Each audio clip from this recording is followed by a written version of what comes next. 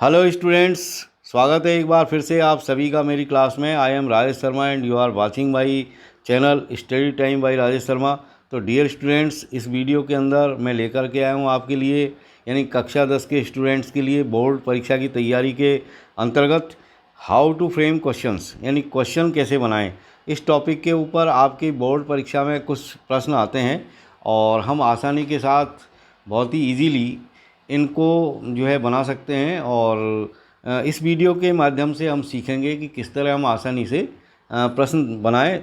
तो सबसे पहले हम ये देखेंगे कि प्रश्न कितने तरह के होते हैं, यानी प्रश्न जो होते हैं वो दो तरीके से बनाए जा सकते हैं, एक तो हेल्पिंग वर्ब से और एक WH वर्ड से। अब ये हेल्पिंग वर्ब से जो प्रश्न हमको बनाने होते हैं उनके लिए हमको क्या ध्यान रखना है। तो दरअसल क्या होता है कि ऐसे स्टेटमेंट जो यस नो से प्रारंभ होते हैं, यानी जो स्टेटमेंट यदि यस नो से आ रहे हैं तो आप समझिए कि उनके जो क्वेश्चन बनेंगे वो हेल्पिंग वर्ब से शुरू होंगे। इसके अलावा जब हम प्रश्न बनाएंगे तो यस नो को मेंशन नहीं करेंगे अपने क्वेश्चन में, यस नो जो स्टेटमेंट में उनको हटा देंगे प्रश्न बनाते वक्त। इसके अलावा जो स्टेटमेंट नो से शुरू होते हैं, नो से जो स्टेटमेंट शुरू होते हैं और तो उनके जब हम क्वेश्चन बनाएंगे तो वो पॉजिटिव बनते हैं, ये ध्यान रखना है आपको। इसके अलावा हेल्पिंग वर्ब को कर्ता से पहले आपको लिखना है, यानी एक सीधा सा जो इसका सूत्र है वो इस तरह है कि यानी आपको हेल्पिंग वर्ब सबसे पहले लिखनी है और उसके बाद में सब्जेक्ट लिखना है। जो भी स्टेटमेंट में सब्जेक्ट है वो आपको यहाँ पर लिखना है और उसके बाद में आपको वर्ब लिखनी है, फिर ऑब्जेक्ट लिखना है, बाद में अदर वर्ड आपको लिखने हैं। यानी हेल्पिंग वर्ब, फिर सब्जेक्ट, फिर वर्ब, फिर ऑब्जेक्ट। जैसे कुछ एग्जाम्पल से हम इसको और अच्छी तरीके से समझेंगे। जैसे ये कुछ एग्जाम्पल्स हैं, जैसे ये स्टेटमेंट है आपका कि yes he is coming with Mohan, हाँ वह मोहन के साथ आ रहा है। तो जैसे ये स्टेटमेंट है, अब आपको इसका क्वेश्चन बनाना है। तो कैसे बनाएंगे, यानी अभी आपने जो स्ट्रक्चर देखा उसमें पहली चीज़ तो ये है कि हेल्पिंग वर्ब पहले लिखें और सब्जेक्ट बाद में लिखें। तो इसमें हेल्पिंग वर्ब क्या आ रही है, यस, ये आ रही है आपकी इज, और ये ही इसका सब्जेक्ट है। तो इज को हम पहले लिख देंगे, इज लिख दिया हमने, फिर ये सब्जेक्ट ही यहाँ पर लिख दिया और बाकी की चीज़ वैसे के वैसे आगे हमने बढ़ा दी, कमिंग विद मोहन। तो ये बहुत ही आसान है, देखा आपने कितनी आसानी से आपने इसको बना दिया। और ये जो यस आया इसको हमने मेंशन नहीं किया, यानी यस नो जो आते हैं उनको छोड़ देना है आपको। और देखिए एक और statement, no Anil had not repaired the chair. तो यहाँ पर देखिए हेल्पिंग वर्ब क्या है, तो यहाँ पर हेड आ रहा है ना, तो हेड को आप पहले लिखें, या आपने हेड लिख दिया और उसके बाद में सब्जेक्ट अनिल आपने लिख दिया और फिर आपने repair the chair, repair the chair इसको पूरा लिख दिया। क्योंकि नो या नॉट जो भी आते हैं वो सब हटा देने हैं आपको, तो हमने हटा दिए सब। और इस तरह आपका ये क्वेश्चन तैयार हो गया, had Anil repair the chair, क्या अनिल चेयर की रिपेयर कर चुका था। तो इसका आंसर जो आया निकल करके वो ये था कि no Anil had not repair the chair. Yes no में कैसे भी इसको कहा जा सकता है कि नहीं भाई, अनिल चेयर की मरम्मत नहीं कर चुका था। अब देखिए एक और यहाँ पर statement, yes she will play well, हाँ वह अच्छी तरीके से खेलेगी। तो यहाँ पर जो वर्ब है हेल्पिंग वर्ब वो विल है यहाँ पर, तो विल हमने अब इसको लिख दिया, फिर कर्ता आपका सी हमने लिख दिया, फिर ये आगे का जो वाक्य है बचा हुआ वो वैसे के वैसे हमने इसमें उतार दिया। तो विल सी प्ले वेल। तो समझ में आ रहा है आपके, निश्चित रूप से आ रहा होगा, और नहीं आ रहा तो और ध्यान से देखिए आप। Yes he was watching birds, तो यस को आपको हटाना है और कर्ता ही है और ये हेल्पिंग वर्ब वाज आ रही है, तो वाज को हमने पहले लिखा, फिर कर्ता लिख दिया ही, और बचा हुआ जो वाक्य है वो पूरा पूरा उतार दिया हमने, वाचिंग बर्ड्स। देखो कितना आसान है। और देखिए नेक्स्ट, यस सी राइट्स लेटर्स, यस सी राइट्स लेटर्स। तो यहाँ पर कर्ता सी है और मेन वर्ब आ रही है राइट्स, लेकिन यहाँ पर कोई हेल्पिंग वर्ब दिखाई नहीं दे रही। तो ऐसी कंडीशन जब आपको दिखाई दे जहाँ हेल्पिंग वर्ब दिखाई नहीं दे तो आप टेंस में जाइए। अब जैसे यहाँ पर राइट्स आ रहा है, मतलब क्रिया की पहली फॉर्म आ रही है, तो क्रिया की पहली फॉर्म जब आती है तो डू डज का आपको यूज़ करना है। अब डू डज का यूज़ करने का भी बिल्कुल आसान तरीका है, यदि क्रिया में ई एस लग रहा है तो डज आप लिखेंगे प्रश्न बनाते वक्त, और क्रिया के अंदर एस ई एस लगा हुआ नहीं है तो उस कंडीशन में आप डू को जो है कर्ता से पहले लिख देंगे। तो यहाँ पर हमने क्योंकि एस ई एस लगा हुआ है इसलिए डज से इसको शुरू किया और कर्ता सी लिख करके राइट लेटर्स यहाँ पर लिख दिया। अब देखिए next, yes they work hard, यहाँ पर भी इस वही कंडीशन है, हेल्पिंग वर्ब नहीं है, सिर्फ वर्क मेन वर्ब आ रही है और इसमें एस नहीं है, तो डू से शुरू करेंगे इसको, तो डू दे वर्क हार्ड। आगे देखिए, yes he completed his homework, ये भी सेम इसी तरह का स्टेटमेंट है। यहाँ पर मेन वर्ब आ रही है कंप्लीटेड, और कंप्लीटेड का मतलब ये पास्ट टेंस है, कहने का मतलब क्रिया की सेकंड फॉर्म है तो पास्ट सिंपल है। तो जब क्रिया की सेकंड फॉर्म आए तो आप डिड से शुरू करेंगे, तो डिड आप लिखेंगे पहले, यही हेल्पिंग वर्ब है आपकी, और ही आपका कर्ता हो गया, और फिर आपने ये उतार दिया इसको कंप्लीट हिज होमवर्क, क्योंकि डिड यहाँ आ गया तो हम क्रिया की अब पहली फॉर्म ही लिखेंगे, तो did he complete his homework. और देखिए कुछ example, yes you should do your work your salvage. अब यहाँ पर देखिए यस से शुरू हो रहा है और you should do your work your salvage, your salvage और यू, यहाँ पर तीन यू की तीनों फॉर्म आ रही है यहाँ पर। तो इस तरह की जब कंडीशन आए तो वो आपको तो वही करना है, यानी आपको जो भी हेल्पिंग वर्ब है उससे आपको शुरू करना है, तो शुड आपने पहले लिख दिया। अब यहाँ पर नोट करने वाली बात यह है कि जब भी यू आएगा तो वो आई या बी में चेंज हो जाएगा, यू जब आएगा तो वो आई बी में चेंज हो जाएगा, और जब आई बी आते हैं तो वो यू में चेंज हो जाते हैं, बिल्कुल ध्यान रखें इसका। यानी फर्स्ट पर्सन के प्रोनाउन सेकंड पर्सन में चले जाते हैं और सेकंड पर्सन के फर्स्ट पर्सन में चले जाते हैं। इस तरह के यदि सेंटेंस आए तो ये ध्यान रखें आप, सेकंड पर्सन का है तो वो फर्स्ट पर्सन बना दो, यदि फर्स्ट पर्सन के प्रोनाउन है तो वो आप सेकंड पर्सन में ले जाओ।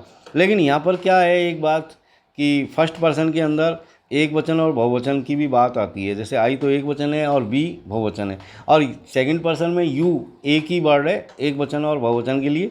तो ऐसी कंडीशन में जैसे ये सेंटेंस है, इसमें योर सेल्वेज आ रहा है, तो योर सेल्वेज आ रहा है, इसका मतलब इससे ये पता चल रहा है कि ये बहुवचन वाला यू है, तो बहुवचन वाला यू है ये, तो जब हम इसको आई बी में चेंज करेंगे तो बी में चेंज करेंगे, क्योंकि बहुवचन बी होता है फर्स्ट पर्सन में, इसलिए हम बी लिखेंगे यहाँ यू की जगह। तो शुड बी डू, अब ये योर का हमने आवर कर दिया, और वर्क और आवर योर सेल्वेज का हमने आवर सेल्वेज यहाँ पर कर दिया। तो इस तरह ये हो गया आपका should be do our work ourselves. तो इसी से मिलता जुलता एक और एग्जांपल मैंने आपके लिए लिया है कि yes you should do your work your self. अब यहाँ पर योर सेल्फ आ रहा है, मतलब योर सेल्फ एक वचन के लिए है, तो जब हम इसको क्वेश्चन में लाएंगे तो योर सेल्फ एक वचन का मानते हुए आई यानी फर्स्ट पर्सन में जब लाएंगे तो आई में इसको चेंज करेंगे, आई प्रोनाउन की फॉर्म यहाँ पर चेंज होगी। तो सबसे पहले तो आप लिखें हेल्पिंग वर्ब शुड, तो शुड, अब ये वाला जो यू है इसको हमने आई में यहाँ पर चेंज कर दिया डू, अब ये जो योर यहाँ पर आया उसको हमने माई में चेंज कर दिया, और वर्क योर सेल्फ को माई सेल्फ में, तो should I do my work my self. और देखिए कुछ example, yes I am doing my work, बिल्कुल स्पष्ट है, यहाँ पर यही आई है तो यू कर देंगे, तो यहाँ पर इज, ये जो हेल्पिंग वर्ब आ रही है एम, ये आई के लिए है। अब आई क्या है कि यू में चेंज हो गया, तो यू के लिए हम हेल्पिंग वर्ब आर का यूज़ करेंगे, तो आर यू डूइंग, और माई का हमने कर दिया योर वर्क, यानी are you doing your work. अगला देखिए, yes we are doing our work, तो आर वी, ये वी का हमने यू कर दिया, तो are you doing your work. अगला देखिए next, yes I have written a letter, तो have you written a letter, यहाँ पर मैंने एक बार और आपको बता रखा भाई, आई फर्स्ट पर्सन के प्रोनाउन आप सेकंड पर्सन में चेंज कर दें, जैसे आई का यू कर दें, बी का भी यू होता है, माई का योर और आवर का योर, इसी तरह माई सेल्फ का योर सेल्फ और आवर सेल्फ का योर सेल्फ या योर सेल्वेज। यदि आवर सेल्वेज आ रहा है तो योर सेल्वेज, आवर सेल्फ आ रहा है तो योर सेल्फ। अब देखिए नेक्स्ट, यदि हैव से संबंधित कुछ क्वेश्चंस आते हैं, हैव ये क्रिया है हैव, तो हैव का यूज़ यदि मेन वर्ब में हो, यानी मेन वर्ब के रूप में हैव का यूज़ हो रहा है, तो हम उनके क्वेश्चन कैसे बनाएंगे। जैसे देखिए कुछ example, yes I have T या ब्रेकफास्ट एट 8 AM, तो यहाँ पर हैव का जो यूज़ हुआ है वो मेन वर्ब के रूप में हुआ है, तो मेन वर्ब के रूप में हुआ है तो हम हैव से इसको नहीं लिखेंगे, बल्कि ये चूँकि प्रेजेंट टेंस की बात है तो प्रेजेंट टेंस से संबंधित हेल्पिंग वर्ब जैसे डू हम यहाँ पर लगा देंगे, यानी डू यू हैव टी या ब्रेकफास्ट एट 8 AM। ध्यान रखें जब हैव का यूज मेन वर्ब के रूप में होता है और प्रेजेंट टेंस में सेंटेंस है तो डू या डज उसका जो है हेल्पिंग वर्ब लगा करके हम उसको बनाएंगे। और यदि हैव का जो यूज है वो यदि पास्ट टेंस में हो रहा है तो डिड हम हेल्पिंग वर्ब लेंगे। एक और एग्जांपल देखिए, yes she has dinner in the evening, तो does she have dinner in the evening. अब आपने यहाँ पर देखा कि यहाँ पर हैज़ है लेकिन हमने इसको हैव कर दिया क्वेश्चन में, क्योंकि यहाँ पर जो स्टेटमेंट था तो सी के साथ तो हैज़ आता ही, लेकिन चूंकि मेन वर्ब यहाँ पर हैव है इसलिए हमने इसको हैव किया है और इसको डज से यहाँ पर शुरू किया है क्योंकि करता सी है। तो does she have dinner in the evening. आगे देखिए, yes they had comfortable days, तो यहाँ पर हैड आ रहा है तो ये पास्ट टेंस है, पास्ट टेंस है तो हमने डिड यहाँ पर क्रिया ले ली हेल्पिंग वर्ब, तो did they have comfortable days.